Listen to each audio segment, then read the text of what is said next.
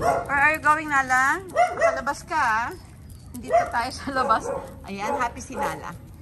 Kasi nandito kami sa labas. Maghapon kaming nakakulong sa loob ng bahay.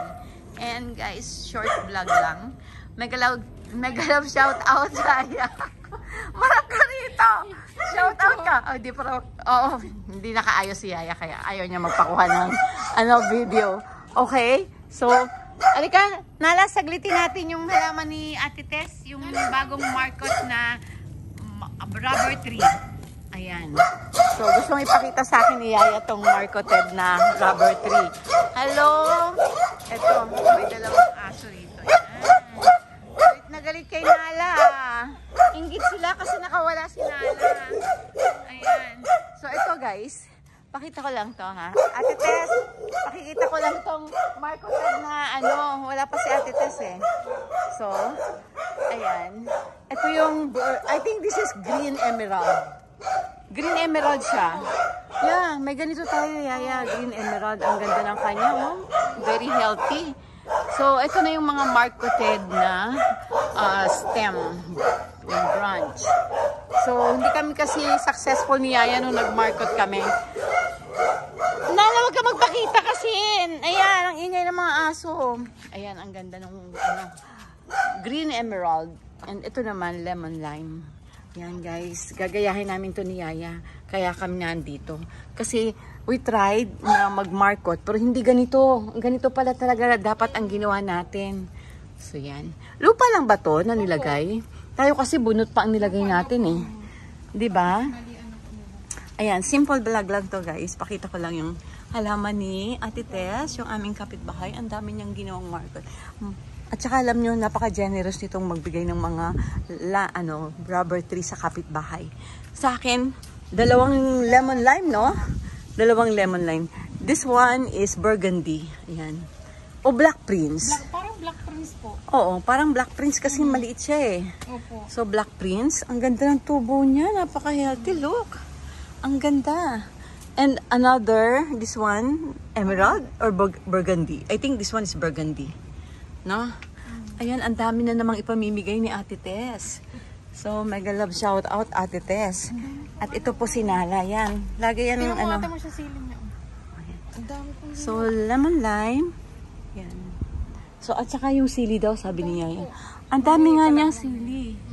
Bakit tayo hindi tayo successful sa sili, no? Ayun, ang daming sili. Ito yung mini garden ni Ate Tess. Yan. So, napakaraming bunga. Ang dami niyang mga labuyo. Labuyo lahat yan. Okay? So, mayroon siyang kamoting kahoy. Wala tayong mabiling kamoting kahoy ngayon, di ba? Ayan, napakaganda, di ba? So, that's all guys. Thanks for watching this simple vlog with Nala, of course. Nala? May okra pa po. May okra pa? Ayun, sabi ni Yaya, sayang daw yung okra kasi nanigas na. Oo nga naman, binhi na siya, Yaya. Binhi na. And nakahingi kami ng eto. Dahon ba yun o yung may bunga, no? O, nakahingi kami ng gabi. Yan, halaman ng gabi. Ang sarap gataan, no? Diba? Okay, so, dito to sa aming area sa Metro Gate. And, ito naman yung, mga halaman. Halaman na inaalagaan ni Yaya. Ayan, meron kaming papaya dyan. Kinalat na namin lahat ng papaya kasi napakaraming papaya. Yan, tinanim namin. So, pati yun, may papaya pa rin. And yung mga papaya na yan, tumubo lang yan dun sa garden namin sa likod. Hindi namin itinanim. Tinanim mo ba, Yaya? Nagtanim ka ba? Umiiwas ka pa. Halika dito. Mag-iingay na naman yung aso daw kasi makikita na naman itong mga... Yan, tahimik ang buhay. Sige, ilabas mo, Yaya. Labas mo si Nala. Okay, umpisa na yan. Okay, Nala, come here. Oh, makikita. Ay, dito tayo, Nala. Hindi bahay natin yan. Nala! Ala ka, lagot. Nala! Diyan ka na uuwi? Sige ka, bahala ka. Diyan ka na. Uwi na tayo, Yaya. Ayun, nag-umpisa na po. Nagalit na naman kasi bakit ka daw malaya sila hindi? Ayan. Nagalit. Okay. Champagne. Ayan. So, here in Metro Gate. Papasok na kami, guys. And, pakita ko sa inyo pala yung aming, yung binigay ni Ate Tess. Sige. Yaya, buksan mo na. That's the kasagingan. Simple lang ang vlog na to. Kasi lumabas lang kami ni Nala. Naglakad-lakad. And very happy. Talagang very happy siya sa paglakad-lakad niya. Okay. So, that's it. And guys, ito na ang aking napaka mahal na partner ko to. Kauuwi lang nito, guys. Kauuwi lang yan. Kukwento ko yan sa inyo kung bakit kauuwi lang yan. For 7 months, hindi siya nakauwi dito sa aming bahay. So, kwento ko sa inyo. Pakita ko na rin yung binigay. And dami na namang saging. Update lang din sa halaman sa Mercy's Garden. Kasi ang tagal kong hindi nakauwi dito. So, ayan. Ito yung green emerald na nakita ko mayroon din si Ate Tess. And ito naman yung burgundy. Ito yung prince. Ayan, black prince. Ayan, ito yung mga collectionist ko naman ng rubber plant. Yung nagtry kaming mag-market ni Yaya pero hindi kami successful. Ayan, hindi kami nakapagpatubo.